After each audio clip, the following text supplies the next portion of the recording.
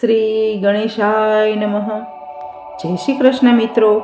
આજના આ વિડીયોમાં સ્વયં ભગવાન શ્રી રામચંદ્રજીએ કહેલ હનુમાન કવચનો પાઠ અર્થ સાથે સાંભળવાના છીએ. એક વાત તો સિદ્ધ છે કે કલયુગના દેવતા હનુમાનજી છે. ભગવાન રામ અને માતા સીતાના વરદાનથી ચિરંજીવી હનુમાન કહેવાય છે કે આજે પણ સંસારમાં જુદા જુદા સ્વરૂપે ફરતા રહે છે અને ભક્તોનું કલ્યાણ કરવા સાથે તેમના તમામ અનિષ્ટોનો નાશ કરે છે. હનુમાન ચાલીસામાં કહ્યું છે તેમ સંકટ તે હનુમાન છુડાવે, મન કર્મ વચન ધ્યાન જો લાવે. જે ભક્ત મન અને શ્રદ્ધાપૂર્વક હનુમાનજીનું એકવાર પણ નામ લે છે તે રામદૂત તરત જ તેમનું દરેક સંકટ દૂર કરે છે. શત્રુનો ભય હોય કે રોગ, દરેક પ્રકારની સમસ્યાના છુટકારા માટે હનુમાનજીની આરાધના ઉત્તમ અને શીઘ્ર ફળદાયી છે. ધાર્મિક ગ્રંથોમાં વાર્તાઓમાં કહેવાયા મુજબ ભગવાન રામે પણ રાવણ સાથેના યુદ્ધ પહેલા હનુમાન કવચનો પાઠ કર્યો હતો. આ જ કારણથી રાવણના અનેક પ્રયાસ અને આયુધો છતાં રામને કંઈ નુકસાન થયું નહોતું. હનુમાન કવચના પાઠથી તમામ ખરાબ અને નકારાત્મક શક્તિઓ તે વ્યક્તિથી દૂર રહે છે. હનુમાન કવચ કરનાર વ્યક્તિ પર કોઈ પણ પ્રકારની જાદુ, ટોણા કે પછી ટોટકાની અસર થતી નથી. તેમજ જો કોઈ આવો પ્રયાસ કરે તો હનુમાનજી આવું કરનાર વ્યક્તિને દંડિત કરે છે. આ કવચનો પાઠ કરવાથી સર્વે બાધા પૂરી થાય છે. નકારાત્મક ઉર્જાથી આપણું રક્ષણ થાય છે. આ કવચનો પાઠ કરવાથી સર્વ પ્રકારે રક્ષા થાય છે. જે ભક્તો આ કવચને ધારણ કરે છે તેને સદગતિ પ્રાપ્ત થાય છે. હનુમાન કવચના પાઠ માટે સૌ પ્રથમ સવારે સ્નાનાદિથી પરવારી સ્વચ્છ કપડાં પહેરી હનુમાનજીની મૂર્તિ અથવા તેમના ફોટા સામે આસન પર બેસી જાઓ. પૂજા આરંભ કરતા પહેલા હનુમાનજીના આરાધ્ય શ્રી રામના આશીર્વાદ લો. પછી હનુમાનજી પર સિંદૂર, વસ્ત્ર અને જનેવું અર્પિત કરી પૂજા કરો. તો આપણે સૌ સાથે મળીને આ હનુમાન કવચનો પાઠ અર્થ સાથે સાંભળીએ. મહાન, શક્તિશાળી અને બળવાન એવા હનુમાનજીને નમસ્કાર છે. ઐશ્વર્યવાન ભૂત, પિશાચ, શાકિની, ડાકિની, પૂતના, મારી, મહામારી, યક્ષ, રાક્ષસ, ભૈરવ, વેતાળ, ગ્રહ રાક્ષસ, કૂળ કે પ્રતિકૂળ ગ્રહ વગેરે તમામના ભયને તત્કાળ નષ્ટ કરનાર, બાધાઓને દૂર કરનાર, ઉચિત અંકુશ લગાવનાર, મહામહી એવા ભગવાન શંકરના 11મા રુદ્ર રૂપા એવા શ્રી હનુમાનજીને વારંવાર નમસ્કાર છે. પૂર્વ દિશા તરફથી હનુમાન રક્ષા કરે, દક્ષિણ દિશા તરફથી પવનદેવના પુત્ર રક્ષા કરે, પશ્ચિમ દિશામાં સમુદ્ર ઓળંગી જનાર તથા રાક્ષસોનો સંહાર કરનાર હનુમાનજી મારી રક્ષા કરો. આકાશ માર્ગમાં ગમન કરનાર કેસરીજીના પ્રિય પુત્ર ઉત્તરમાં મારી રક્ષા કરો. નીચેની તરફ ભગવાન શ્રી વિષ્ણુજીના ભક્ત તથા મધ્ય તરફ પવનપુત્ર મારી રક્ષા કરો. સીતા માતાની ચિંતાને દૂર કરનાર અન્ય દિશાઓમાં મારી રક્ષા કરો. લંકાને પૂર્ણપણે બાળનાર હનુમાનજી હંમેશા બધી વિપત્તિઓથી મારી રક્ષા કરો. વાનર રાજ સુગ્રીવના સલાહકાર, સહયોગી, વાયુના પુત્ર હનુમાનજી અમારા મસ્તકની રક્ષા કરો. મહાબળશાળી પરાક્રમી યોદ્ધા અમારી બંને ભ્રમરોની ભવાની મધ્યે રક્ષા કરો. સમુદ્રોની વચ્ચે રહીને આકાશ જાણી પ્રાણીઓના પડછાયાને ભક્ષણ કરનારી, રાક્ષસીઓનો નાશ કરનાર વાનરોના રાજા હનુમાનજી અમારી બંને આંખોની રક્ષા કરો. ભગવાન શ્રી રામના અનન્ય સેવક હનુમાનજી અમારા બંને ગાલોની તથા કર્ણ પટ્ટીઓની રક્ષા કરો. અંજનીના પુત્ર હનુમાનજી મારા નાકના અગ્રભાગની તથા વાનરોના રાજા હનુમાનજી મારા મુખની રક્ષા કરો. ભગવાન રુદ્રના પ્રિય તથા ભગવાન રુદ્ર જેમને પ્રિય છે એવા શ્રી રામના વહાલા પ્રિય હનુમાનજી, વાણીની તથા ભૂરા પીળા નેત્રવાળા હનુમાનજી, મારી જીભની રક્ષા કરો.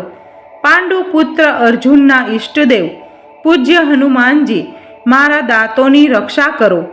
તથા દૈત્યોના પ્રાણ હરનાર મારી હડપચીની રક્ષા કરો.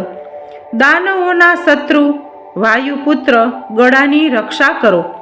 તથા દેવતાઓ દ્વારા પૂજિત હનુમાન, મારા બંને ખંભાની રક્ષા કરો. મહે તેજસ્વી હનુમાન, મારા બંને ભુજાઓની રક્ષા કરો. પગના પંજાનો હથિયાર રૂપે ઉપયોગ કરનાર હનુમાનજી, અમારા બંને હાથોની રક્ષા કરો. પોતાના હાથોને હથિયાર રૂપે ઉપયોગ કરનાર વાનર રાજ હનુમાનજી, અમારા નખોની રક્ષા કરો. વાનરોના રાજા, અમારા કુખની રક્ષા કરો. ભગવાન શ્રી રામની વીંટી સીતા માતા પાસે લઈ જનારા હનુમાનજી, મારી છાતીની રક્ષા કરો. હાથોને હથિયાર રૂપે ઉપયોગ કરનાર મારુતિ, અમારા બંને તરફના ઉદર ભાગની રક્ષા કરો. લંકાને નષ્ટ કરનાર હનુમાનજી, હંમેશા મારા પીઠની રક્ષા કરો. રામજીના દૂત હનુમાનજી, મારી નાભિની તથા વાયુના પુત્ર મારી કમરની રક્ષા કરો. અત્યંત વિશિષ્ટ બુદ્ધિમાન હનુમાનજી, અમારા ગુપ્ત અંગોની રક્ષા કરો. તથા શિવજીના પ્રિય હનુમાનજી, અમારા હાડકાની રક્ષા કરો. લંકાના ભવનોને બાળીને નષ્ટ કરનાર હનુમાનજી, મારા ઘૂંટણના ઉપરના બંને ભાગોની રક્ષા કરો.